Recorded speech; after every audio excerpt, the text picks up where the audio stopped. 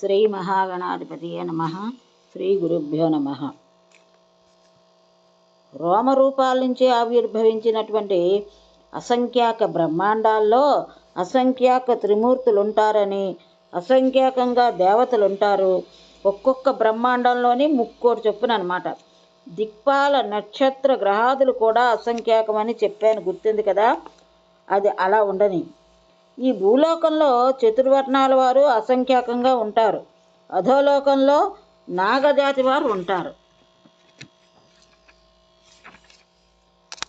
నారద, ఆకలిగొన్న ఆ శిశువు జలావరణంలో ఏకాకిగా తేలుతూ ఆకాశం వైపుకి చూస్తున్నాడు. తాను తప్ప ఎక్కడా ఏమీ కనిపించటం లేదు. దిగులు పడ్డాడు, రోధించాడు.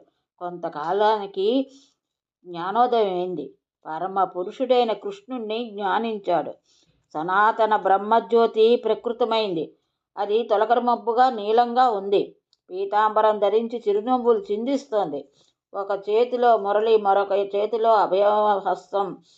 ఆ తేజస్సును చూడడంతో బాలకుడు సంతృప్తి చెందాడు. ఆ పరమేశ్వరుడు ఆనందించాడు. సమయోచితంగా ఒక వరం ప్రసాదించాడు. వత్స, జ్ఞానయుక్తుడివై నాతో సమానుడు అవుతావు. ఆకలి దప్పులు ఉండవు. అసంఖ్యాకంగా బ్రహ్మాండాలు నీ నిలయాలు. లయపర్వంతం ఇది నీకు వరం. నిష్కాముడవు, నిర్భయుడువు, అందరికీ వరదుడవు, జర మృత్యు రోగ శోక పీడా వివర్జితుడువు అని ఆశీర్వదించి ఆ శిశువు చెవిలో షడక్షర మంత్రాన్ని ముమ్మారు ఉపదేశించాడు. అది సర్వ విఘ్నహరమైన మహామంత్రం. ప్రణవాది చతుర్వర్ణవంతమైన కృష్ణ శబ్దం. స్వాంతం ఓం కృష్ణాయ నమః స్వాహ మంత్రాన్ని ఉపదేశించాక ఆ శిశువుకి ఆహారం కల్పించాడు పరమాత్మ. ఆ విశేషము చెప్తాను, తెలుసుకో. ఈ లోకంలో విష్ణు భక్తుడు నైవేద్యంగా సమర్పించిన దాంట్లో 16వ వంతు మాత్రమే వైకుంఠనాథ స్వామికి చేరుతుంది. తక్కిన 15 వంతులు విరాట్ రూపుడైన ఆ శిశువుకే చెందుతుంది అని కృష్ణ పరమాత్మ నియమం చేశాడు. నిర్గుణుడు, పరిపూర్ణతముడు, కేవలం ఆత్మస్వరూపుడు అయిన కృష్ణ పరమాత్మకు నైవేద్యాలతో పని లేదు. ఎవరు ఏ నైవేద్యం సమర్పించినా అటు లక్ష్మీనాథుడైన వైకుంఠుడు, ఇటు విరాట్ రూపుడైన శిశువు ఇద్దరూ ఆస్వాదిస్తారు. ఇలా మంత్రం ఇచ్చి, వరం ఇచ్చి, ఆహారం ఏర్పరిచి కృష్ణ పరమాత్మ ఆ బాలకుడిని ఇంకా ఏమైనా కావాలా అని అడిగాడు. అప్పుడు ఆ డింబకుడు వినయంగా ఇలా పలికాడు. పరమాత్మ, నీ పాదపద్మాల పట్ల నాకు నిశ్చలమైన భక్తిని ప్రసాదించు. నా జీవిత క్షణమో శాశ్వతమో అంతవరకు నీ భక్తుడిగానే నేను ఉండాలి. ఈ లోకంలో నీ భక్తుడు జీవన్ముక్తుడు. నీ పట్ల భక్తి లేని మూర్ఖుడు జీవోత్సవం లాంటివాడు. కృష్ణ భక్తి లేనివాడు తపస్సు చేసినా, యజ్ఞాలు చేసినా, పూజలు చేసినా, వ్రతాలు చేసినా, ఉపవాసాలు చేసినా, తీర్థయాత్రలు కూడా చేసినా అంతా వ్యర్థమే. అతడు ఒక మూర్ఖుడుగా ఉంటాడు. అతడి జీవితం వ్యర్థం. అతడి ఆత్మ అతన్ని నిందిస్తుంది. అతడి శరీరంలో ఆత్మ ఉన్నంతకాలం అతడు శక్తియుతుడిగా కనిపిస్తాడు. ఆత్మ వెళ్ళిపోయాక సర్వశక్తులు నిష్క్రమిస్తాయి. అవి సర్వతంత్ర స్వతంత్రాలు. కృష్ణ పరమాత్మ, ఆ ఆత్మవు నువ్వే.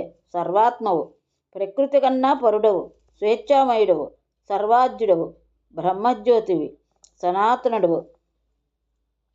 ఇలా అన్నాడు కృష్ణ పరమాత్మ. బాలకుడి మాటలో కృష్ణ పరమాత్మ మురిసిపోయాడు.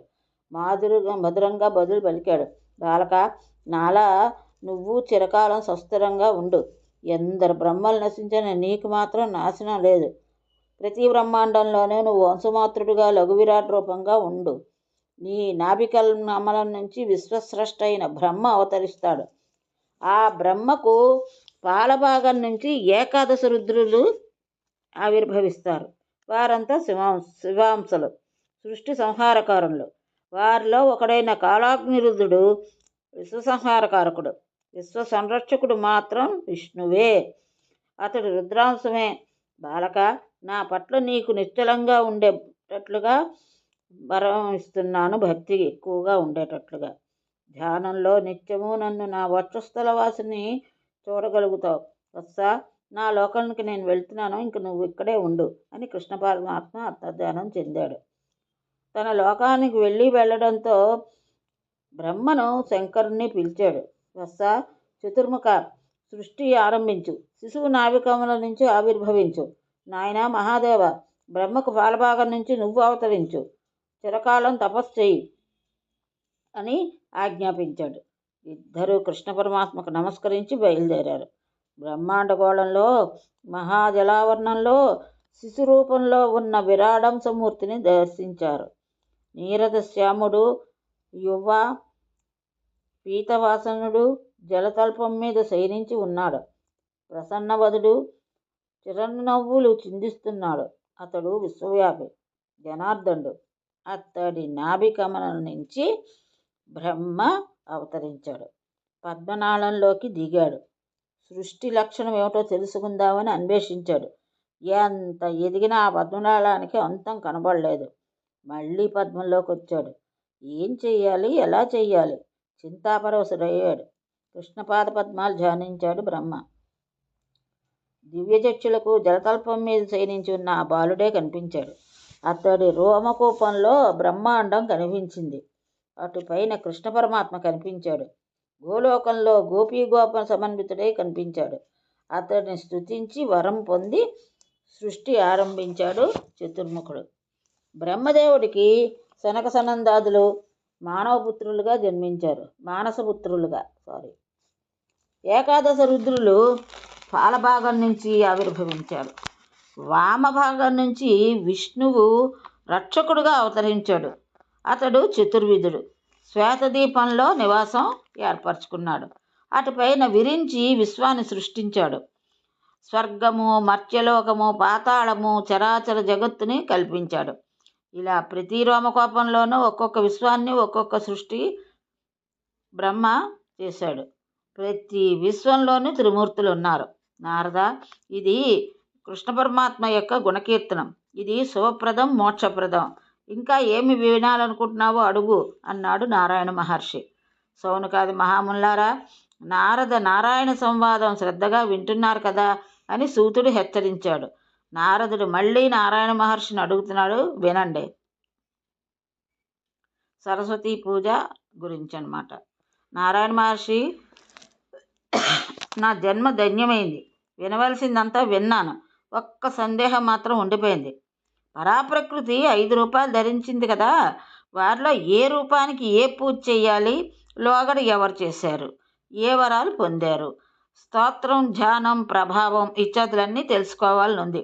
అనుగ్రహించు అని నారదుడు అభ్యర్థించాడు నారాయణ మహర్షిని. నారాయణ మహర్షి ఇలా ఆరంభించాడు.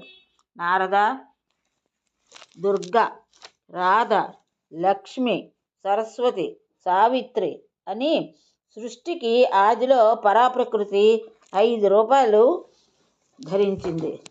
వీరి పూజా విధానం సుప్రసిద్ధం. వీరి ప్రభావం పరమ అద్భుతం. వీరి చరిత్రం అమృతపాయం, సర్వమంగళప్రదం. వీరు ప్రకృతి అంశకళలు. సవిస్తారంగా చెప్తాను, సావధానుడివే ఆలకించు. వీరితో పాటు కాళీ, వసుంధర, గంగా, షష్ఠి, మంగళచండిక, తులసి, మానస, నిద్ర, స్వద, స్వాహ, దక్షిణాది దేవత చరిత్రలు కూడా చెప్తాను. సంగ్రహంగా కొందరివి, విస్తారంగా కొందరివి తెలియజేస్తాను. దుర్గారాధలది విస్తీర్ణమైనటువంటి చరిత్ర. బ్రహ్మనందన, తొట్టితల్లిగా శ్రీకృష్ణుడు సరస్వతి పూజను రూపొందించాడు. ఆ తల్లి అనుగ్రహం ఉంటే మూర్ఖుడు సైతం పండితుడవుతాడు. అదో సరస్వతీ పూజ శ్రీకృష్ణేన వినిర్మిత, యత్ ప్రసాదాను నిశ్రేష్ట మూర్ఖో భవతి పండిత. కృష్ణాదేవి ముఖం నుంచి ఆవిర్భవించిన వెంటనే సరస్వతీదేవి కామపరవశయై కృష్ణుణ్ణి సమీపించింది. ఆవిడ భావాన్ని గ్రహించినటువంటి శ్రీకృష్ణుడి పరిణామంలో సుఖాహమైన హితాన్ని, సత్యాన్ని మృదువుగా ఉపదేశించాడు. సాధ్వి, దేవి సరస్వతి, నా అంశలో అవతరించిన ఈ చతుర్భుజ నారాయణ్ణి సేవించు. అతడు యువకుడు, సుందరుడు, సర్వసద్గుణ సంపన్నుడు, అన్నింటా నాకు తుల్యుడు, కామినీమణుల కామాన్ని గుర్తించినవాడు, తీర్చగలిగినవాడు, శతకోటి మన్మదాకారుడు. అతడిని సేవించి అలా కాక నన్నే కాంతుడిగా వరించి ఇక్కడ ఉండదలిస్తే కొన్ని ఇబ్బందులున్నాయి. నీకన్నా బలవంతురాలు, శక్తివంతురాలు నాకు రాధ ఉంది. నీకు క్షేమం కాదు, నేను కాపాడలేను. ఇతరుల కన్నా బలవంతుడు కదా అని మరొకరిని కాపాడగలడు. నేను అశక్తుణ్ణి, అనిరీశ్వరుణ్ణి. పరులను ఎలా కాపాడగలుగుతాను? లోకం దృష్టిలో నేను సర్వేశ్వరుణ్ణే, సర్వశాసకుడునే. కానీ రాధను బంధించడానికి మాత్రం నేను చాలను. తేజస్సులో ఆ రాధ నాకు సమానురాలు, నా ప్రాణాధిష్ట దేవత. అంచేత రాధను హింసించడం అంటే నేను ప్రాణాలు విడిచిపెట్టడమే. ఆ పని నేను చేయలేను. ప్రాణాల కన్నా తీపి మరొకటి ఉంటుందా? కాబట్టి ఓ కళ్యాణి, నువ్వు వెంటనే వైకుంఠానికి వెళ్ళి చతుర్భుజుడిని సేవించు. చతుర్భుజుడిని నీకు నాకు క్షేమం. అతడిని పతిగా స్వీకరించి చిరకాలం సుఖం అనుభవించు. అక్కడ అరిషడ్భరితైన లక్ష్మీదేవి ఉంటుంది. తేజోరహిత గుణాలతో నీకు సరిసమానాలు. ఆమెతో నీకు కాలం హాయిగా గడుస్తుంది. లోభ మోహాలు లేనిది కనుక నిన్ను బాధించదు. ఆ చతుర్భుజ నారాయణుడు కూడా మీ ఇద్దరి పట్ల సమానమైన గౌరవాధారాలు చూపిస్తాడు. సరస్వతి, నీకు మరొక వరం ఇస్తున్నాను. ప్రతి విశ్వంలోని ప్రతి యుగంలోనూ మానవ జాతు వాళ్ళంతా కూడా నిన్ను పూజిస్తారు. మాఘమాసంలో శుక్ల పంచమి నాడు విద్యారంభంలోనూ అంటే అక్షరాభ్యాసంలోనూ భక్తి ప్రపదలతో నిన్ను అర్చిస్తారు. మహాప్రళయంలో సృష్టి అంతమయ్యేదాకా నీ పూజలు నిరంతరాయంగా సాగుతాయి. షోడశోపచారాలతో కర్మసాకోత్త పద్ధతిలో ధ్యాన వాహన స్తవాలతో జితేంద్రులే నిన్ను కొలుస్తారు. నీ రూపం సువర్ణ ప్రతిమగా తయారు చేసి కుండతో కానీ అంటే కలశంలో కానీ పుస్తకంలో కానీ నిక్షేపించి గంధ చందనాదులతో అర్చించి అటుపైన దాన్ని కవచంగా కంఠసీమలోనో కుడి భుజానికో ధరించిన వారు నీ అనుగ్రహానికి పాత్రులవుతారు. నారద, ఇలా నియమించిన శ్రీకృష్ణుడు ముందుగా తానే ఆ పూజ చేశాడు. అటుపైన బ్రహ్మ విశిష్టాది శివాదులు అందరూ కూడా ధర్ముడు, సనక మునీంద్రులు, సకల దేవతలు, రాజులు, మానవులు అందరూ చేశారు. ఈనాటికి సకల లోకాల్లో సరస్వతీదేవి అర్చింపబడుతోంది అని క్లుప్తంగా ముగించాడు నారాయణ మహర్షి నారదుడికి. కానీ నారదుడు సంతృప్తి కలగలేదు. కణ్వసాకాక పద్ధతి అంటే ఏమిటో వివరించమని అడిగాడు. పూజా ద్రవ్యాలు, నైవేద్యాలు, జానపదాలు తెలియజేయమని కుతూహలంగా ప్రకటించాడు. మహర్షి మళ్ళీ ఇలా వివరించి సుత, మాఘ శుక్ల పంచమి నాడు కానీ అక్షరాభ్యాసం నాడు కానీ తెల్లవారుజాము లేచే శుచి అయి సంయుతుడై నిత్యక్రియలు పూర్తి చేసుకుని కలశాన్ని స్థాపించాలి. ముందుగా వినాయక పూజ జరపాలి. అటుపైన సరస్వతిని ధ్యానించి కలశంలోకి ఆవాహన చెయ్యాలి. మళ్ళీ ధ్యానం చెయ్యాలి. షోడశోపచార పూజలు చెయ్యాలి. పాలు, పెరుగు, వెన్న, పేలాలు, చిమ్మిలి, చెరకు, పటిక బెల్లం, తేనె ఇత్యాదులు నైవేద్యం పెట్టాలి. తెల్లని బియ్యంతో అక్షతలు తయారు చేయాలి. అటుకులు, వరి అన్నం, ఘృత సైంధవ సమృతమైనటువంటి హవిష్యాన్నం, యవగోధుమ చూర్ణంతో నెయ్యి, పాలు, పంచదార కలిపి చేసిన ప్రసాదం, అరటిపళ్ళు, క్షీరాన్నం, నారికేళం, కొబ్బరి నీళ్లు, బదరీఫలం ఏవైనా సరే ఆయా ఋతువుల్లో ఆయా దేశాల్లో దొరికే పళ్ళు ఫలాలు నైవేద్యానికి పనికొస్తాయి. అలాగే పువ్వులన్నీ పూజకు పనికొస్తాయి. సుగంధభరితమైన చందనంతో పూజించాలి. తెల్లని నూతన వస్త్రం కావాలి. అందమైన శంఖం కావాలి. తెల్లని పువ్వులతో దండకట్టి సమర్పించాలి. వేద సమ్మతమైన సరస్వతీ ధ్యానం తెలియజేస్తున్నాను. ఇది సకల బ్రహ్మభంజకం. శ్రద్ధగా విను.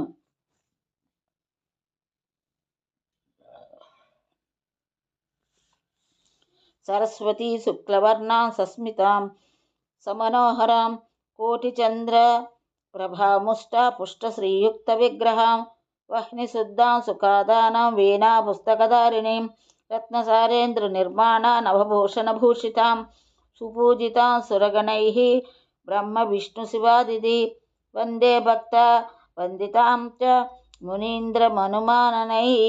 ఇలా ధ్యానించి సమస్తము అర్పణ చేసి స్తుతించి కవచం ధరించి సాష్టాంగ నమస్కారం చెయ్యాలి.